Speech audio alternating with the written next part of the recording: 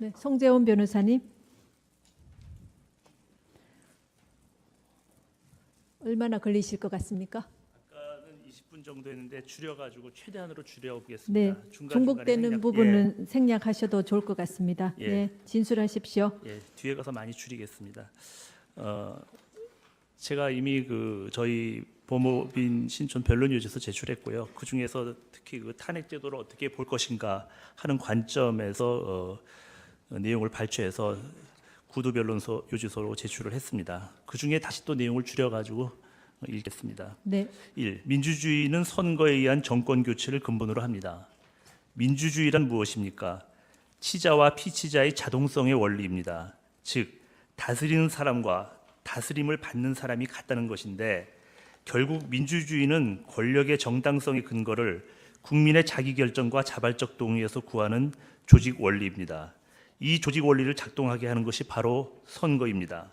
국민은 주기적인 선거를 통해 주권을 행사하여 5년 임기 동안 국가를 이끌어갈 지도자인 대통령을 선출해서 그에게 국정을 안정적으로 이끌어가도록 맡깁니다. 정권의 교체는 다음 선거의 국민의 의사에 의해서 결정되는 것이 원칙입니다. 그러면 헌법이란 무엇입니까? 헌법이란 주권을 가진 국민들의 합의입니다. 그러면 민주주의 정치체제에서 국가 공동체는 왜 헌법을 가지는 것입니까? 왜 대한민국 국민들은 이 합의에 구속되는 방식으로 정치적 삶을 형성해 나가기로 선택한 것입니까? 그 대답은 간단합니다. 하나는 다수의 폭압과 전제로부터 개인과 소수의 자유와 권리를 보장하기 위한 것입니다. 또 다른 하나는 국가 공동체가 가장 소중히 여기는 가치들을 제도화하고 순간의 격정으로부터 이를 보호하기 위한 것입니다.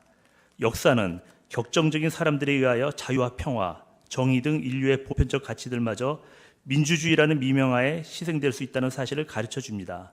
지금 여기서 문제가 되고 있는 선출직 공무원의 임기도 마찬가지입니다. 2. 촛불 민심은 주권자의 의사가 아닙니다. 이 부분에 관해서는 서면으로 대부분 대체하기로 하고요. 몇 가지, 한 두 가지만 말씀을 드리겠습니다. 이 촛불 집회는 그 수가 아무리 많다 하더라도 결코 국민의 주권 행사가 될 수 없습니다. 물론 태극기 집회도 마찬가지입니다.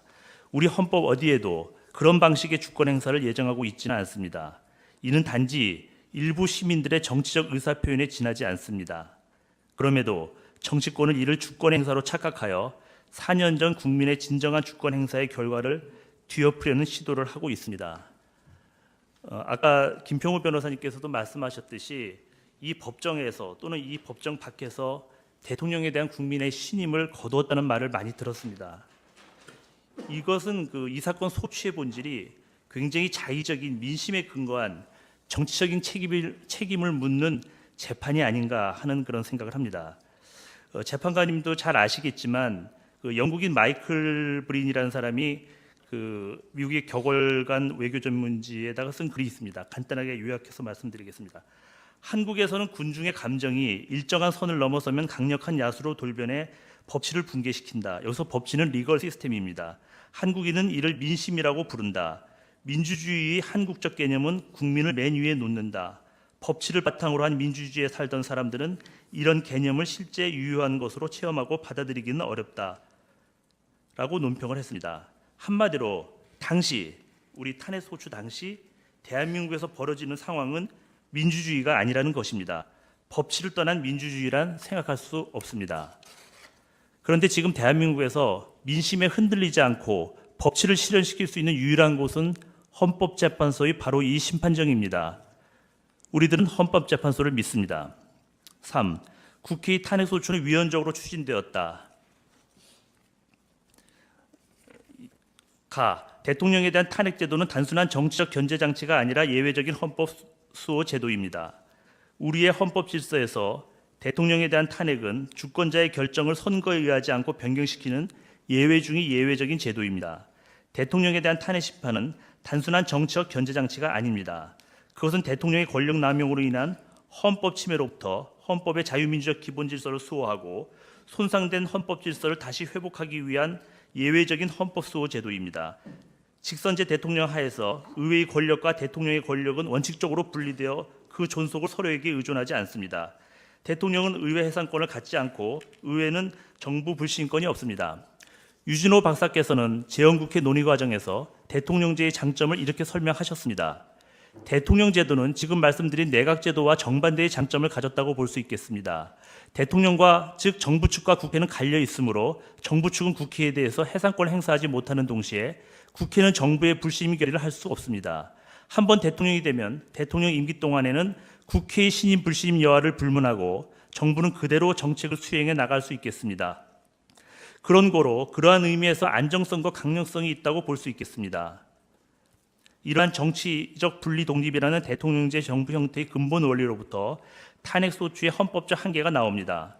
국회가 예외적인 탄핵 소추권을 제적 의원 3분의 2 이상의 형식적인 요건만을 갖추어 쉽게 행사할 수 있다고 한다면, 그리고 대통령이 그로 인해서 직무가 정지된다면 그에 대응하는 대통령의 국회 해상권이 인정되지 않으면서 국회에게는 실질적인 대통령 해임권을 부여하는 셈이 됩니다. 이는 국민이 직접 선출한 대통령이 대통령직의 존속 여부가 전적으로 국회의 임의에 맡겨지게 되어 대통령과 국회 간의 정치적 분리 독립이라는 대통령제의 근본 원리에 반하게 됩니다. 미국 역사상 최초로 탄핵 소추를 당했던 제17대 대통령 앤드류 존슨에 대한 상원의 탄핵 심판에서 그와 정치적으로 첨예하게 대립했던 인물인 상원의원 에드먼드 로스는 탄핵 기각에 표를 던진 이유에 대하여 다음과 같이 말하였습니다. 이 사람이 탄핵 기각에 표를 던짐으로써 한 표 차이로 탄핵이 기각이 되었습니다. 만약 대통령이 불충분한 증거와 당파적인 이해로 인해서 내쫓기게 된다면 대통령직의 권위는 실추될 것이며 결국은 입법부의 종속적인 기관으로 지위가 전락하고 말 것이다. 존 F 케네디는 용기 있는 사람들이라는 책에서 이렇게 썼습니다. 대통령 탄핵은 우리의 훌륭한 정치 조직을 타락시켜 의회 내의 당파 독재 정치를 실현시키는 것이다. 그것은 이 나라가 탄생한 이래 가장 교활한 위험이었다. 만약 앤드류 존슨이 비당파적인 투표에 의해서 무죄로 방명되지 않았다면 미국은 당파에 의한 통치의 위험을 면치 못했을 것이고 국가마저 위험 속으로 몰아넣었을 것이다. 현행 헌법은 1987년 민주화를 향한 거부할 수 없는 국민의 열망 속에서 대통령 직선제와 5년 단임제를 주요 골자로 하여 개정되었습니다. 우리 헌정사에서 최초로 여야 합의에 의해 이루어진 헌법입니다. 국민이 직선 대통령의 임기를 5년 단임으로 결정한 뜻은 장기 집권을 막는 한편 5년간의 안정적인 직무 수행을 헌법적으로 보장한 것이었습니다. 우리 헌법에서 대통령은 행정부의 수반이자 국가 원수로서 국정의 최고 책임자입니다. 그러므로 대통령직을 안정적으로 유지하고 수행하는 것은 그 자체로서 매우 중요한 가치입니다. 바로 이러한 대통령직의 안정적 기능 유지를 위하여 우리 헌법은 대통령이 내란죄나 외환죄와 같은 헌법 파괴적 중대범죄를 저지르지 않는 이상 재직 중에 형사상 소추할 수 없도록 안정장치를 마련해 놓았습니다. 또한 우리 헌법은 대통령에 대한 탄핵 소추의 의결 정족수를 헌법 개정안의 의결과 같은 국회 제적의원 3분의 2 이상으로 정해 놓았습니다. 이러한 가중 정족수를 헌법이 요구하는 취지는 대통령에 의한 헌법 침해와 같은 중대한 사안이 아닌 한 대통령직의 기능 수행을 흔드는 탄핵 소추의 의결을 막고자 하는 데 있습니다. 국회만이 국민의 대의기관이 아니고 대통령 역시 국민이 직접 선출한 민주적 정당성을 갖춘 또 다른 대의기관이기 때문입니다. 이상과 같이 우리 헌법상 직선제 대통령이 갖는 정치적 분리 독립성, 국정의 안정적 유지라는 중대한 국가적 가치 때문에 현행 헌법은 대통령 탄핵제도를 정치형 탄핵제도가 아닌 세계에서 그리고 한국 헌정사상 가장 강력한 사법형 탄핵제도를 규정하였습니다. 즉 탄핵 소추 사유를 직무 집행에 있어서 헌법이나 법률을 위배한 대로 규정함으로써 순수한 법적 책임에 한정하고 있고 탄핵 심판권을 법관직에 있는 재판관들로 구성된 헌법재판소에 맡기고 있는 것입니다. 바로 이런 이유 때문에 헌법재판소도 2004년의 탄핵 사건에서 탄핵 심판의 본질을 대통령에 의한 헌법 침해로부터 헌법을 수호하기 위한 것으로 이해하고 그 성격을 정치적 책임이 아닌 법적 책임을 추구하는 규범적 심판 절차라고 강조했던 것입니다. 요컨대 우리 헌법상 대통령에 대한 탄핵 소추는 의회에 의한 단순한 정치적 견제 장치가 아니라 매우 예외적인 헌법 수호 제도라는 것입니다. 방금 전에 뉴스를 보니까 벌써 황교안 직무대행에 대한 탄핵 소추가 추진되고 있다고 합니다. 바로 이 점이 이 사건의 본질을 명백히 드러내고 있다고 생각합니다. 헌법 수호란 단순한 헌법 준수를 의미하는 것이 아니라 주권자인 국민이 처음에 내린 헌법의 특정 가치와 기본 결정에 대한 보호를 그 내용으로 합니다. 헌법 수호는 모든 헌법 규범이 아니라 중요하고 핵심적인 헌법 원칙만을 수호하고자 하는 것입니다. 이러한 핵심적 헌법 원칙은 헌법 개정의 한계를 의미하는 것이며 우리 헌법에서는 자유민주적 기본 질서로 집약적으로 표현되고 있습니다. 이상과 같이 대통령 탄핵 제도가 우리 헌법 질서에서 갖는 의미 때문에 국회가 제적의원 3분의 2 이상의 형식적인 의결 요건을 갖추었다고 해서 탄핵 소추권 행사가 무조건 정당화될 수 있는 것은 아니라는 것이 우리들의 주장입니다. 객관적인 조사와 증거에 의하지 아니한 탄핵 소추는 위헌입니다. 이 부분은 서면으로 가름하겠습니다.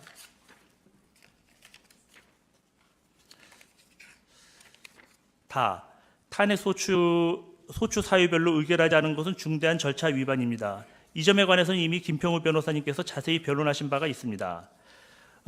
생략하겠습니다. 다만 한 말씀만 드리자면 형사 절차나 탄핵 절차에서 양이 질을 결정하는 법칙은 성립될 수 없다는 점입니다. 탄핵 소추 사유 하나하나가 대통령을 소추하고 파면할 정도에 해당한지를 평가하여야지 모두를 묶어서 소추 의결이나 파면 결정을 내리는 것은 탄핵 제도의 본질에 반합니다. 탄핵 심판 절차에서도 절차의 적법성은 확보되어야 합니다. 이 부분도 의견서로 가림을 하겠습니다. 그리고 이 부분에 대해서 이미 이중환 변호사님께서 상세히 말씀을 잘 해주셨습니다. 5. 국회의 탄핵 소추는 모두 이유 없습니다. 소추위원 측은 크게 4가지 탄핵 소추 사유를 주장하고 있습니다. 비선 조직에 의한 국정농단에 따른 국민주권주의와 법치주의 위배, 대통령의 권한남용, 언론의 자유침해, 생명권 보호 의무와 직책 성실 의무 위반입니다.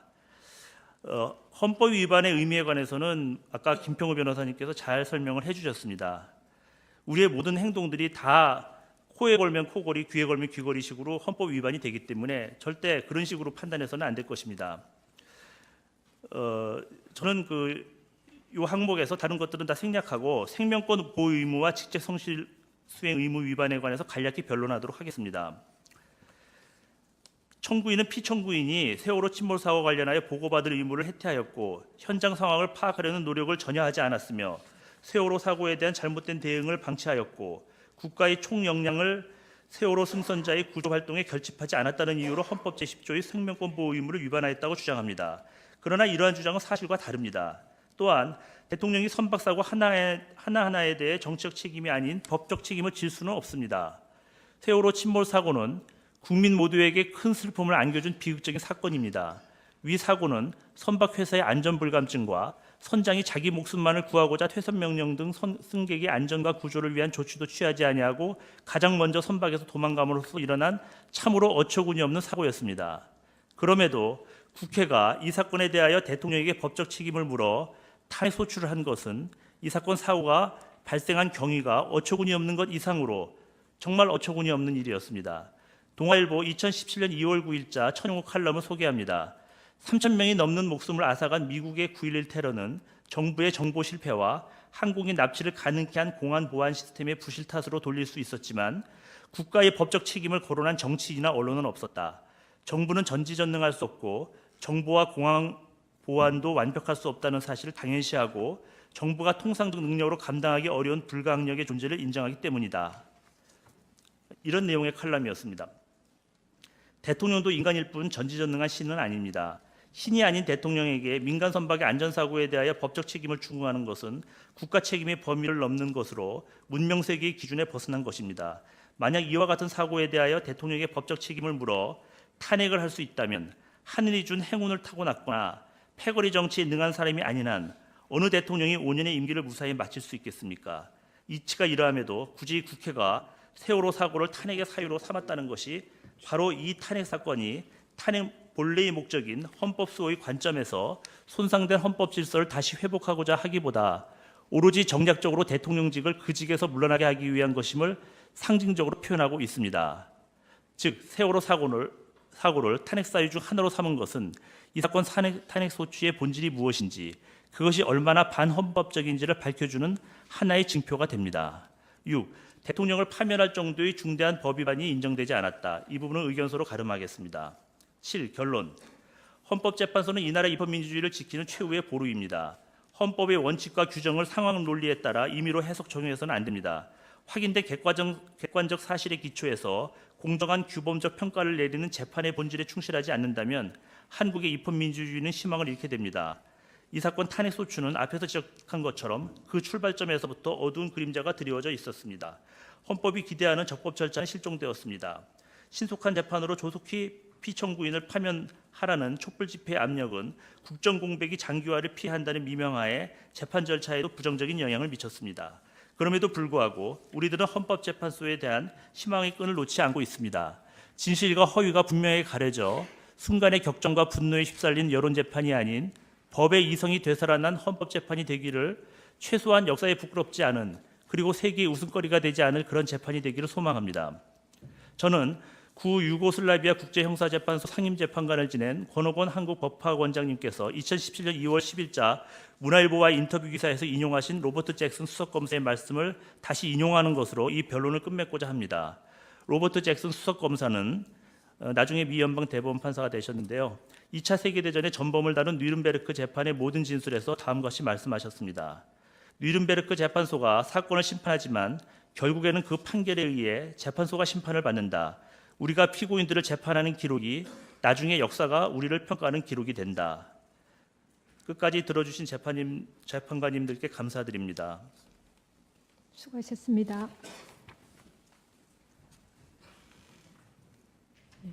미국의 격월간 외교전문지에다가 쓴 글이 있습니다. 간단하게 요약해서 말씀드리겠습니다. 한국에서는 군중의 감정이 일정한 선을 넘어서면 강력한 야수로 돌변해 법치를 붕괴시킨다. 여기서 법치는 리걸 시스템입니다. 한국인은 이를 민심이라고 부른다. 민주주의의 한국적 개념은 국민을 맨 위에 놓는다. 법치를 바탕으로 한 민주주의에 살던 사람들은 이런 개념을 실제 유효한 것으로 체험하고 받아들이기는 어렵다. 라고 논평을 했습니다. 한마디로 당시, 우리 탄핵 소추 당시 대한민국에서 벌어지는 상황은 민주주의가 아니라는 것입니다. 법치를 떠난 민주주의란 생각할 수 없습니다. 그런데 지금 대한민국에서 민심에 흔들리지 않고 법치를 실현시킬 수 있는 유일한 곳은 헌법재판소의 바로 이 심판정입니다. 우리들은 헌법재판소를 믿습니다. 3. 국회의 탄핵소추는 위헌적으로 추진되었다. 가. 대통령에 대한 탄핵제도는 단순한 정치적 견제장치가 아니라 예외적인 헌법 수호 제도입니다. 우리의 헌법 질서에서 대통령에 대한 탄핵은 주권자의 결정을 선거에 의하지 않고 변경시키는 예외 중의 예외적인 제도입니다. 대통령에 대한 탄핵 심판은 단순한 정치적 견제장치가 아닙니다. 그것은 대통령의 권력 남용으로 인한 헌법 침해로부터 헌법의 자유민주적 기본 질서를 수호하고 손상된 헌법 질서를 다시 회복하기 위한 예외적인 헌법 수호 제도입니다. 직선제 대통령 하에서 의회의 권력과 대통령의 권력은 원칙적으로 분리되어 그 존속을 서로에게 의존하지 않습니다. 대통령은 의회 해산권을 갖지 않고 의회는 정부 불신권이 없습니다. 유진호 박사께서는 재헌국회 논의 과정에서 대통령제의 장점을 이렇게 설명하셨습니다. 대통령제도는 지금 말씀드린 내각제도와 정반대의 장점을 가졌다고 볼 수 있겠습니다. 대통령과 즉 정부 측과 국회는 갈려 있으므로 정부 측은 국회에 대해서 해산권을 행사하지 못하는 동시에 국회는 정부의 불信결의를 할 수 없습니다. 한번 대통령이 되면 대통령 임기 동안에는 국회의 신임 불신임 여하를 불문하고 정부는 그대로 정책을 수행해 나갈 수 있겠습니다. 그런 거로 임기도 마찬가지입니다. 2. 촛불 민심은 주권자의 의사가 아닙니다. 이 부분에 관해서는 서면으로 대부분 대체하기로 하고요. 몇 가지, 한 두 가지만 말씀을 드리겠습니다. 이 촛불 집회는 그 수가 아무리 많다 하더라도 결코 국민의 주권 행사가 될 수 없습니다. 물론 태극기 집회도 마찬가지입니다. 우리 헌법 어디에도 그런 방식의 주권 행사를 예정하고 있지는 않습니다. 이는 단지 일부 시민들의 정치적 의사표현에 지나지 않습니다.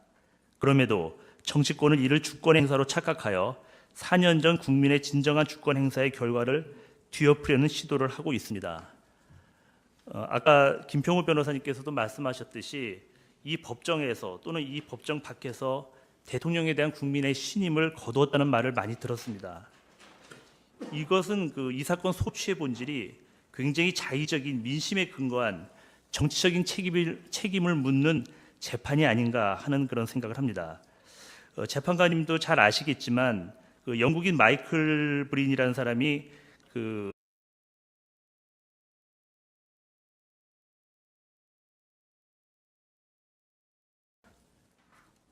네, 송재원 변호사님. 얼마나 걸리실 것 같습니까? 아까는 20분 정도 했는데 줄여가지고 최대한으로 네, 줄여보겠습니다. 중복되는 부분은 생략하셔도 좋을 것 같습니다. 예. 네, 진술하십시오. 뒤에 가서 많이 줄이겠습니다. 제가 이미 저희 법무법인 신촌 변론유지서 제출했고요. 그 중에서 특히 탄핵 제도를 어떻게 볼 것인가 하는 관점에서 내용을 발췌해서 구두 변론서 요지서로 제출을 했습니다. 그 중에 다시 또 내용을 줄여가지고 읽겠습니다. 네. 1. 민주주의는 선거에 의한 정권 교체를 근본으로 합니다. 민주주의란 무엇입니까? 치자와 피치자의 자동성의 원리입니다. 즉 다스리는 사람과 다스림을 받는 사람이 같다는 것인데, 결국 민주주의는 권력의 정당성의 근거를 국민의 자기결정과 자발적 동의에서 구하는 조직 원리입니다. 이 조직 원리를 작동하게 하는 것이 바로 선거입니다. 국민은 주기적인 선거를 통해 주권을 행사하여 5년 임기 동안 국가를 이끌어갈 지도자인 대통령을 선출해서 그에게 국정을 안정적으로 이끌어가도록 맡깁니다. 정권의 교체는 다음 선거의 국민의 의사에 의해서 결정되는 것이 원칙입니다. 그러면 헌법이란 무엇입니까? 헌법이란 주권을 가진 국민들의 합의입니다. 그러면 민주주의 정치체제에서 국가 공동체는 왜 헌법을 가지는 것입니까? 왜 대한민국 국민들은 이 합의에 구속되는 방식으로 정치적 삶을 형성해 나가기로 선택한 것입니까? 그 대답은 간단합니다. 하나는 다수의 폭압과 전제로부터 개인과 소수의 자유와 권리를 보장하기 위한 것입니다. 또 다른 하나는 국가 공동체가 가장 소중히 여기는 가치들을 제도화하고 순간의 격정으로부터 이를 보호하기 위한 것입니다. 역사는 격정적인 사람들에 의하여 자유와 평화, 정의 등 인류의 보편적 가치들마저 민주주의라는 미명하에 희생될 수 있다는 사실을 가르쳐 줍니다. 지금 여기서 문제가 되고 있는 선출직 공무원이